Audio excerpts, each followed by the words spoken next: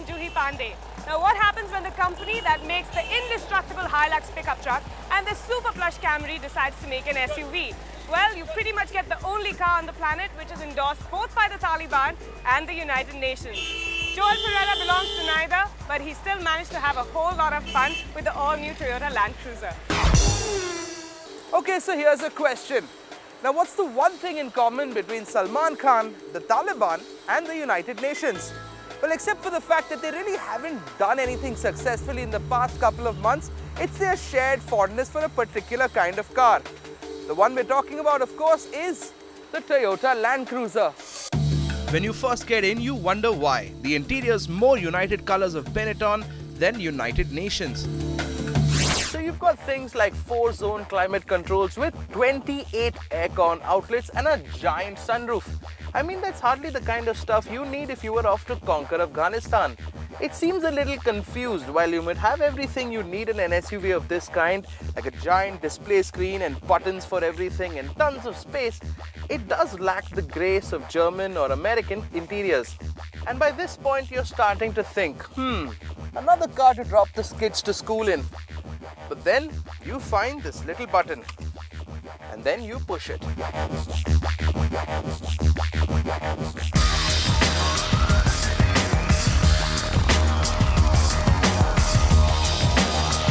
Any thoughts you might have about this thing being some sort of posh soft-roader? Forget them.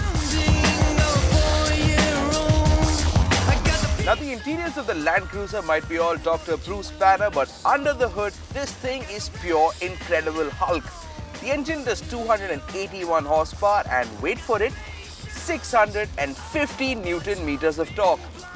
Now, I can see why they like this thing in the Middle East. First, you use all that torque to dig out a new oil well, which you then use to refuel your 4.5-litre V8 diesel engine.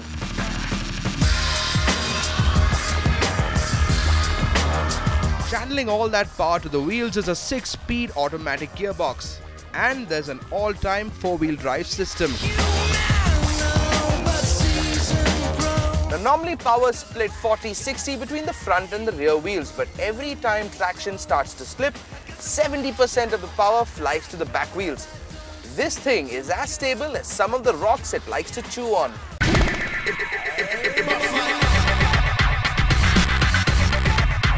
Now, the power-assisted steering makes life easy too, and the suspension's all soft and comfortable. Not much body roll either. Yep, you could really run over a bunch of stuff in this thing and not even realize what happened. But that's not enough to make the Land Cruiser a military favorite. Now, the Land Cruiser was first invented as a Japanese military alternative to America's Jeeps. In fact, the first proper test of the original Land Cruiser was to make it high up the slopes of Mount Fuji. Which is why I guess military forces around the world love these things. And that's why I'm done cruising on these boring roads.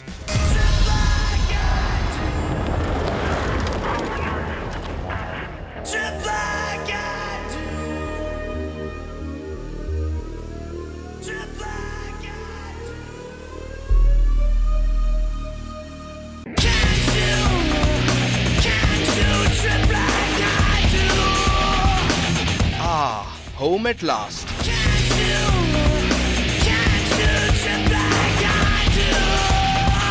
I've got a little 4-wheel drive dial here that proves that this car means business.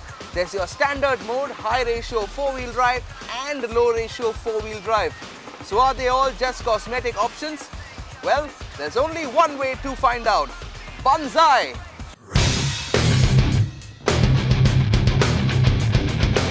Now this thing is definitely the real McCoy with a bunch of stuff in there to boost your off-road experience. While traction control, ABS and electronic brake distribution go without saying, the low ratio system on this really does let you push through some seriously evil terrain.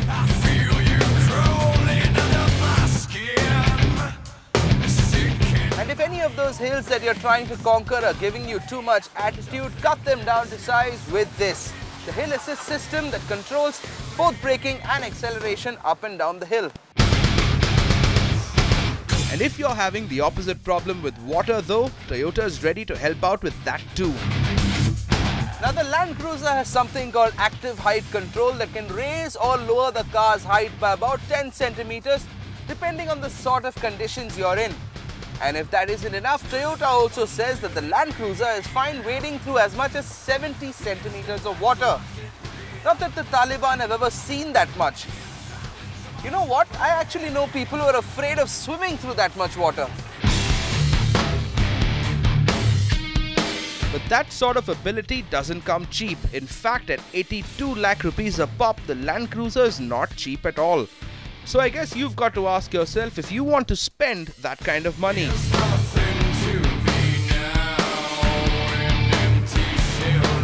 Now the thing is that there aren't too many people who'd spend 80 lakhs of rupees to buy a car like this and then drive it around in a quarry. But the thing is that if you want to, know that you can. Now there aren't too many cars in the world with the capabilities of the Land Cruiser. So if you're going to get one, think of it as the start of your own private army.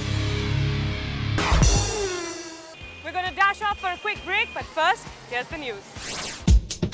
Almost 9 years in the making, but it's open at last. A new landmark was thrown open to the city of Mumbai on the 30th of June as the Bandra-Worli Sea Link was inaugurated. The link cuts down travel time from the western suburb of Bandra to Worli in just 7 minutes.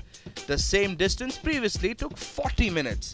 Save some time, lost some money though, because a one-way trip on the Sea Link will cost you 50 rupees and a monthly pass will cost 2,500 rupees.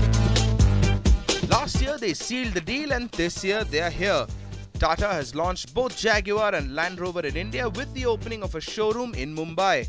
Both brands will sell 3 cars each. Jaguar will sell the XF and the XFR sedans and the XKR Sports Coupe. Land Rover on the other hand will sell the Discovery, the Range Rover Sport and the Range Rover. Prices for all cars range from 63 lakhs to 93 lakh rupees. And if you want to fill your gas tank, you're gonna have to empty your wallet a little more. The government has announced a hike in the price of fuel. Petrol will now cost you 4 rupees more per litre, while diesel will cost you 2 rupees more.